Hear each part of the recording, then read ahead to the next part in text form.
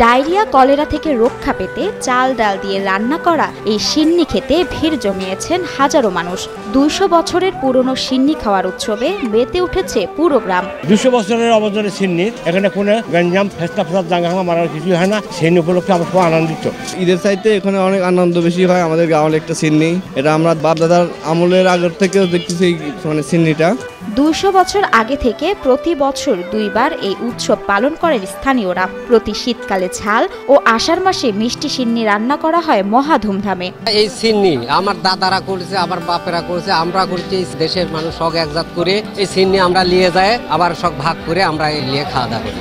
নাটোর সদর উপজেলায় ২০০ বছরের ঐতিহ্যবাহী গাওয়ালি সিন্নি খেতে হাজারো মানুষের সমাগম ঘটে। গত ৬ জানুয়ারি ভোর ৬টা থেকে সদর উপজেলার দীঘাপতিয়া ইউনিয়নের ভাতুরিয়া গ্রামে সিন্নি উৎসবে অংশ নেন ২৬ সমাজের ৪৬০টি পরিবার।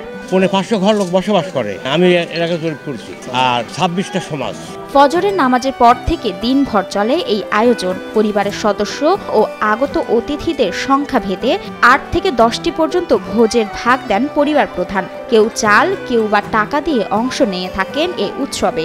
যতই বিভেদ থাকুক, এই দিনটাতে সবাই ভুলে যায়। সবাই এক জায়গায় রান্না হয়, এক হাঁড়িতে রান্না হয়, সবাই একসাথে খায় এবং যার যে আত্মীয় স্বজন আছে সবাই আসে, সবাই এই দিনটাতে অনেক আনন্দ উপভোগ করে। জানা যায় সারি সারি লাইনে রান্না হওয়া এই সিন্নির প্রচলনের পেছনে রয়েছে বিশেষ কারণ। ২০০ বছর আগে গ্রামে ডায়রিয়া কলেরা রোগের প্রাদুর্ভাব দেখা যায়। অনেক মানুষ মারা যায়। আতাব্দি ফকির নামে এক আলেমের পরামর্শে সিন্নি উৎসব করা হয়। ধীরে ধীরে সুস্থ হয়ে ওঠেন আক্রান্তরা। কিছুদিন পর গবাদি পশুও আক্রান্ত হলে একইভাবে সিন্নি উৎসব করা হয় বলে জানান এলাকাবাসী। আমাদের গ্রামে একসময় কলেরা রোগে প্রতিদিন মানুষ মারা যেত। যে উত্তর থেকে একটা আতাব্দি বলে একটা মৌলানা উনি আসছিল একটা গ্রামে। উনি বলল যে এই গ্রামে এই সিন্নিটা করলে এই জিনিসটা দূর হয়ে যাবে, কলেরা বেড়ানো ভালো হয়ে যাবে। সেই সময় সিন্নি চলে আসতেছে।